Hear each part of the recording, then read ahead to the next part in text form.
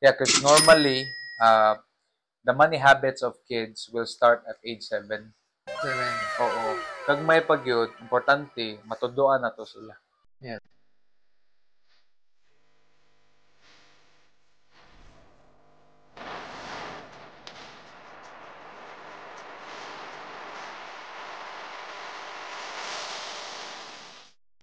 Welcome to another episode of TED Talk Podcast. So today we'll be diving in. This is an exciting Really exciting topic. topic. Yes, It's especially about sa mga parents. No? it's about how to teach kids about money without boring them. Being boring. Yes, being boring. Kay Uh, ano, samtang bata pa lang is we need to involve them with our financials. yes. So we have some it's all about financial literacy, Yes. right? For today's topic, and Correct. let's talk about it. Yes, Alright, definitely. Kay ang mga bata man good kanang they love fun and they don't want to be bored niya mao ni mo tudlo kasi we're talking about finances ba. Di sila ganahan sila og kanang lingaw. So this is our topic and for sure ganahan jud kay mo. Yes, absolutely. So why is it important, man, coach, to to teach kids about money? Bata pa lang. Bata pa lang. Okay. Yeah, because normally, the money habits of kids will start at age 7. 7. Oo. Kag may pagyud, importante, matuduan na to sila.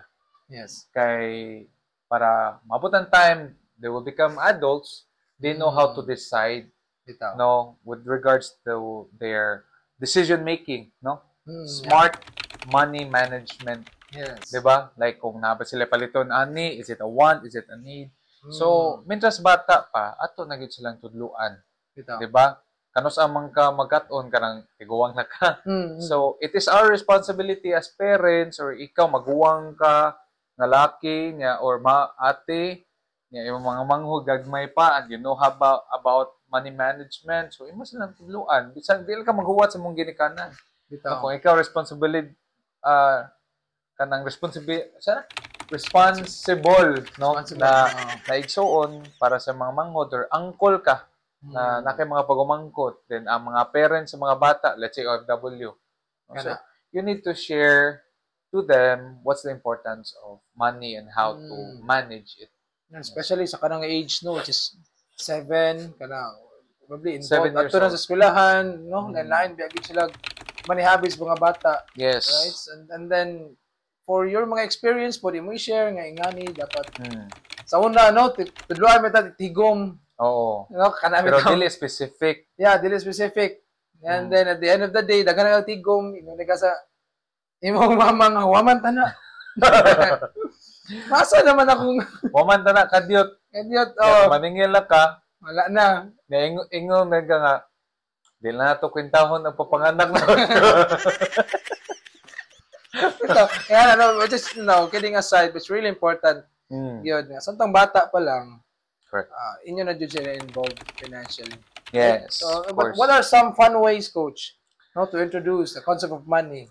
There's some that I know that's really magamit yun, no? Yeah. First, inyong para maanad ang bata about money management, and at the same time, it's fun, is magkuhan mo, play.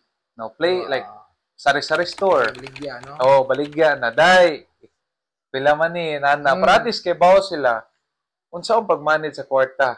No, kung na mo palit, okay. Kay kwarta ay hatag, so pila may isukli. Or at least kay bawo sila, no, kung unsay purpose sa money. Yes, right? Correct. Unsay gamit yun. Yeah.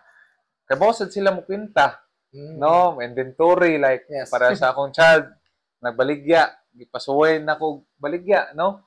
Nya among gikuan ang gibaligyan na mo ato are cards mo ni ganas mga bata. So ako sa istoryaan na pila may palit nimo aning card. So ang 5 ka card is mura siya og gipalit na mo ato is 100 pieces for 100 pesos. Oo. So ako siya gingnan pila man ang ato ang pwede i-price ani so that maka kwarta ta, makaginansya. Ana siya, ako sige pa-decide. Kuan, daddy, 50 cents? Oo, 1 peso? Ako sige as nano man inana. Om siya idea. So ganahan unsa ray gawas ang nauna. So kana nga strategy ako sa tudluan. Okay, inani. Mo ni yung baligya, pwede nimo baligya o 3, 4, 5 pesos. Yes. Oo, 3, 4, 5 pesos at least na kay 2 pesos ana na ganansya. Oo, so kana play money game no kanang sari-sari store. Ang uban is allowance challenge. Ana siya. Oh, ako ning gi-apply sa akong daughter ang kanom no mga pilibawon nimo sa una. Unsa man elementary? Elementary. Biyahe man ta atog. Mag-tricycle man ta before. No? So that was 15 pesos. Okay. So sa karon kung gipabaon sa bata, wala na nay appeal ang pliti. Food ra gyud, no? 50 pesos per day. Pero ako sige tagan og 1 week. Challenge ako niya. Then ako siyang gingnan na before ka mag-start sa imong week, taga na 250 ka Monday. Save at least 20%.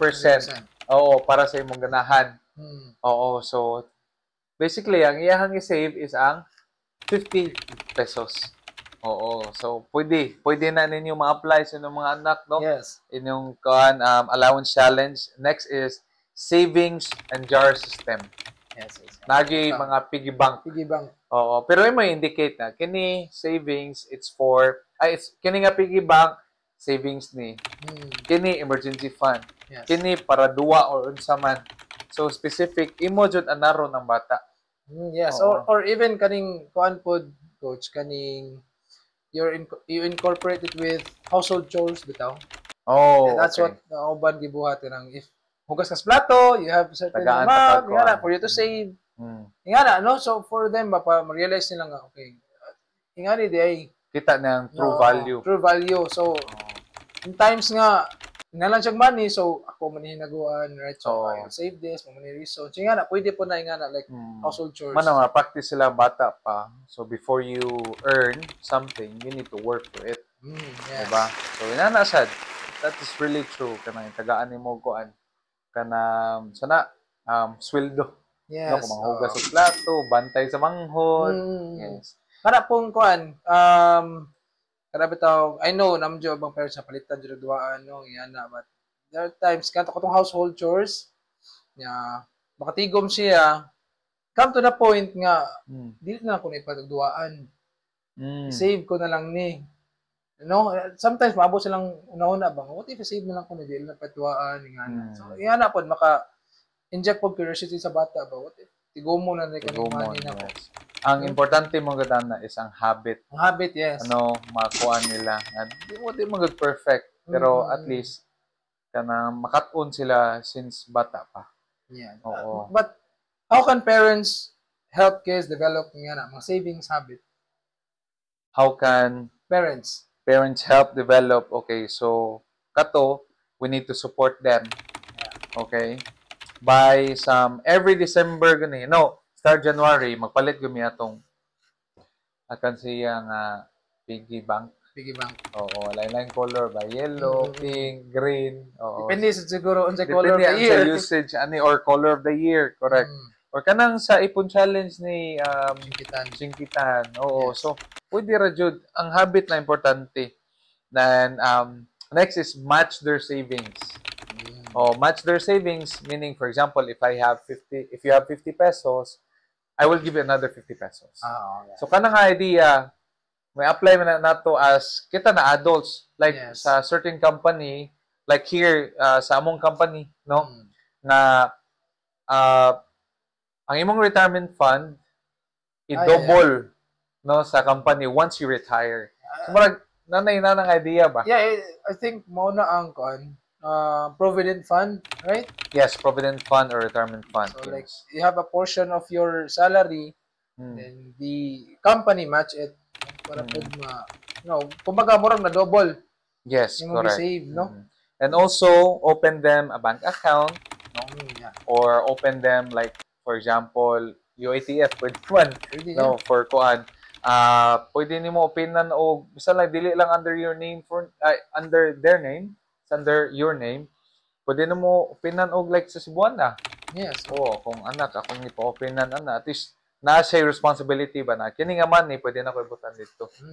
Like, most of the banks karon mag-open naman sila, kanang gitawag na junior savings. Junior savings, right? Yes. Gamay lang kayo ang, from what I know, I think, ang minimum nga, kanang limit is 500. No, at least na lang dira. So, that's one. Save na po, no? And also, another way for the parent to help the child is teach them about goal setting. Yes. Like, akong daughter, Jeremy, ano siya, Daddy, I will buy a camera, no? Then akong siya na mo ni mo hang ganan paliton, pila may price, unsa may buhaton para makuha na nimo. Dili dayon makuha nimo, so you need to have the discipline to wait and to work for it. Okay. Delayed gratification ba? Yes, so na siya goal setting. Na siya goal na. Kailangan di kay ko mo gastuan ni because I have a goal na ako i-reach by the end of the year, makapalit ko ani. Murag ka ng kuha na siya, pwede nimo, I think naabot na siya nga concept ka ng kalisa. No, kalisa. Di ba? Wala man siya. Right? Kabayo, Kabayo. Ayang matanawan is iya na yung goal. So, maging ana ba? Wala siya makita nga mga distractions. So, his goal is kato. So, that will create discipline. There will be distractions, definitely. Yes. But your role as a parent or guardian, guide din mo sila nga. Okay, unsa naman to imuhang goal, di ba? You wanted to have this one, right? So, unsa man, di ba? Yes. Usay mo sad itisting, no, kung unsa siya ka consistent. Or even sa kanang sa patience, pwede ko musukod. Like, for example, okay, I will give you, let's say, sa pagkaon, no? Tagaanda ka o candy, 1. But if you can wait for 2 minutes, ako nang iduha. Kato psychology about psychology, that, no? I study, ana. But should kids get an allowance ba, coach? Or how much should parents give? Depende. If the child needs money for pamiliti, na pagkaon, so i-appeal man nimo sa imong budgeting. Pero ako as a parent, no, paboundan gyud ako 50 pesos every day. Depende na niya. Basta ako sa tudloan na every Monday, set aside your 50 pesos and you can do whatever you want with your 80% sa akong gihatag nimo. Then, ang importante mo gud na kay consistent lang jud ka as a parent. Okay, hatag sa kwarta, remind ka.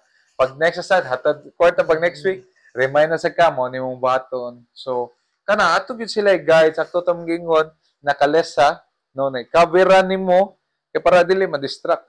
Na mga distraction sa hay, kabantay ka sa mga kuan kanang kuan sa mga kabayan na anaon kay para dili ma-distract or ibalik siya sa track. So, same goes inana ang kuan sa pag-manage, no, sa mga bata. Unsaon nila pagdala silang kwarta. Nindot do, I think maabot if naabo na concept, kalisa concept or something. Or basin ato na nakuha, no? Kalisa concept. But how do we explain the difference between wants and needs sa kids? Especially, nga na, pag sila kay bawagid, no, kung saan man. Unsay kinahanglan o gusto. Yeah. So, real life experience. One example is, madto mo sa mall. So, imong papilion ng anak. Ang kining food, let's say bugas. Is it a want or a need? Yes. Or kining nga bugas versus ice cream. So, ipasabto nimo, okay, ang bugas is need. Ang ice cream is want lang na. So, papilion na mo, asa gid ang para kuan. Asa gid ang need sa tao. So, at least makatunan niya ba, bitaw, no, dili lang ko kailangan buy ani kay I don't need this, no, or I don't want this man, dili kay ni kailangan ako on everyday. So, at least ma-practice ato sila ba na sila'y kanang habit of choosing what is best, no, for their finances. Yeah, funny lang po, coach, kay imong example, atong example is ice cream man, but naman tayo mga parents po nga isudan ka ice cream ba sa kanon. So, but kana, the difference for me is, need is something that you can't live without. Yes. Wants is you can live without it. Oo. Right? Kana ice cream example. Correct. Right? But rice, there's need to be a food on the table. Yes. Right? Ato mapasabot nila in a way nga masabtan sa bata ang pag-explain. So manang very important visual ba kayo bisag kita adults visual kita mas masabtan nato kung ato makitaan. So kana let them choose if kini for example juice no versus water. Asa man imo ani? Asa may importante or need nimo? So you can go with water. Diba? So masabton and usahay imo silang tagaan og challenge niya. Okay, nakatag na kog 50 nimo. Let me try 30 pesos. Let's see how you can manage your money. Kaya kung naanad siya 50, so ang 200 pesos, 50 pesos i-save, which is 20%. Ang 200, naanad na siya palit sa mga basta kutubra o 50 pesos ba? Imo i-challenge. Kung na-okay na siya ana, di na siya mga kwarta ana or na siya na-save na, no? So make it, okay, let's go with 30 pesos. Tanaw na to kung pila. So i-challenge din mo. Nindot. No? But what are the common money mistakes parents make when teaching kids? Kini gyud saksi kita pag bata like ako. Wala jud ta na-appeal unsa ang pagkuan sa kwarta. Yes. No? Ang kini yan para ni sa tindahan. Kini para sa eskwelahan. Kini para sa pagkaon, para sudan, para kumpra. Wa gyud. No, wala gyud alamag. Mo na ang importante to avoid that mistake, let them know para asa ni kwarta. Like, baby, kini atong kwarta, this is, mo na yung ito sa daughter. Babe, kining 1,000, i-buy ni natong food for the whole week. Oo. Sa may buy na to, we need to buy rice, egg, simple na mga kuan, baboy, isda, ina na mga pagkaon. Oo. So at least makatunan, okay, partly ko sa decision making ni Papa. Yes. No? Or ni Mama. So mo na importante nga ato silang ma-appeal in terms of discussion sa money. Kaya mga na mong ay bata pa man na, o pa na buot. Oo. But the time na ginana sila buot, no, let's say, no, mga 8 years old, 9, ato sila engage. Yes. No? Kanang nana sila pamuot nga mo, palit sila dito kuan, di ba? Or katong kaning not giving them what they want, everything bitaw nga kani paliton kay mura magmawa gud ang sense of kuan kana bitaw ang patience sa bata no katong delayed gratification nawagtang mo na mga bata mag tantrums. I want this na kay gihatag man nimo tanan no mas maayo imo explain nga kami no, before mi mo atog mall, no, ako inon akong daughter daan. Na baby, atong atuon sa mall is mananotag movie and then we'll buy some food. That's it. Okay? Okay. So, agreed. Ato na may dito, daghan kay ng mga toys, di na pansinon. Because the goal, na-set na nimo. Maura ni atong buhaton, ikabot dire. Makita sa playground, dili siya madto kay imo naman nasultian na mao ni atong buhaton. Ang tendency if wala ka makaset og goal, kana. Jud, right? Magligid-ligid na diha. Oo. Ang kibaw ba gid ta every time gawa sa balay if wala joy like wa mo nakaset ingana more or less magasto jud mga 1,000 no 500 to 1,000 jud 500 gamay ra pagkaon na 500 grabe hurot no so kana those are mistakes yes sa parents. Sa parents, correct. So, yeah, that's why we said nga money lessons are not meant to be boring. Like nga ni bitaw nga topic, no? So, by making it fun, interactive, which is a good good topic. Katong wala na to nakatunan gyud. Atong i-impart ang knowledge sa mga bata, no?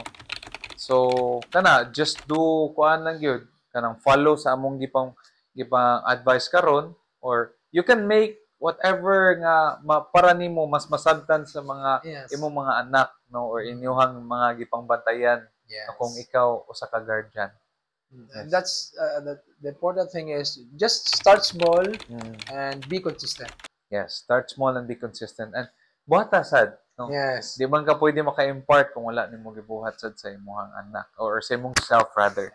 That's so right. Do it, then you apply it and learn mo together, you know, you grow together sa imong anak. in terms sa inyong finances.